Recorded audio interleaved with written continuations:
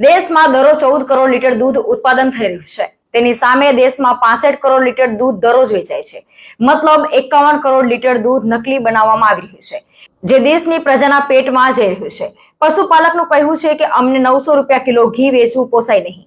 બજારમાં 500 રૂપિયા કિલો ઘી મળે એ ઓરિજિનલ હોઈ શકે ખરું?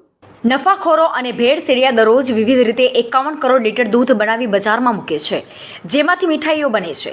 ગુજરાતમાં અમૂલ, સુમુલ, ગોપાલ, બનાસ જેવી 12 મોટી ડેરીઓ છે, જે ડેરીની ઉપર દૂધની આવક જાવકની વોચ રાખવામાં આવે તો ચોંકાવનારો તફાવત સામે આવી શકે છે, પરંતુ સરકાર આવું કરે નહીં. થોડા સમય પહેલા ગુજરાતની એક મોટી ડેરી યુરિયા ભેળવીને દૂધ બનાવે છે તેવું સરકારી લેબોરેટરીમાં સાબિત થવા છતાં તેની સામે કોઈ પગલાં ભરી શકાયા નહીં. તે સરકારની લાચારી બતાવે છે. શું સરકાર પણ પ્રજાને કેન્સર થાય તેવા દૂધની મીઠાઈઓ ખાય તેવું ઈચ્છે? બાબા રામદેવની પતંજલિ બ્રાન્ડ દરરોજ ગાયનું 50,000 કિલો ઘી વેચે છે. 1 કિલો ઘી માટે 10 લીટર ગાયનું દૂધ જોઈએ. તે હિસાબે 50,000 કિલો ગાયના ઘી માટે 5 લાખ લીટર દૂધ જોઈએ. તેના માટે 50,000 ગાયો જોઈએ, અને તેના દૂધનું પરિવહન ડેરીઓમાં ઘી બનાવવાની પ્રોસિજર સમજતા સમજી શકાય કે આ શક્ય નથી. બાબા રામદેવ પાસે આટલી ગાયો હોઈ શકે ખરી? જે ઘી પહેલા વિદેશી બ્રાન્ડના નામથી વેચાતું હતું તેને ઝેરીલું કહેવામાં આવતું હતું. દેશી અને શુદ્ધ બની ગયું છે, અને જે ઘરે ઘરે લોકો મોજથી ખાઈ રહ્યા છે.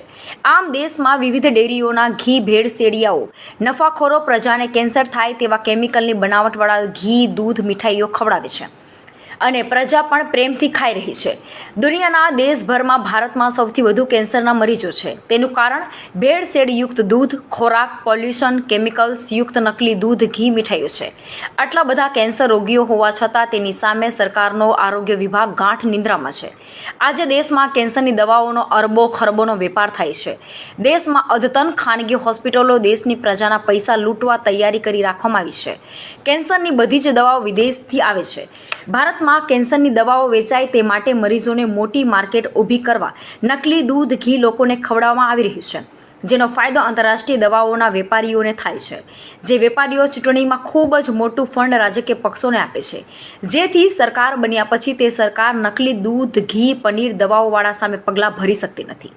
વિદેશી દવા માફિયાઓને નફો વધે તે માટે દેશમાં ખતરનાક રસાયણયુક્ત ખાદ્ય સામગ્રી વેચવા દેવાય છે, જેથી પ્રજાએ સાવધાન થવું જોઈએ.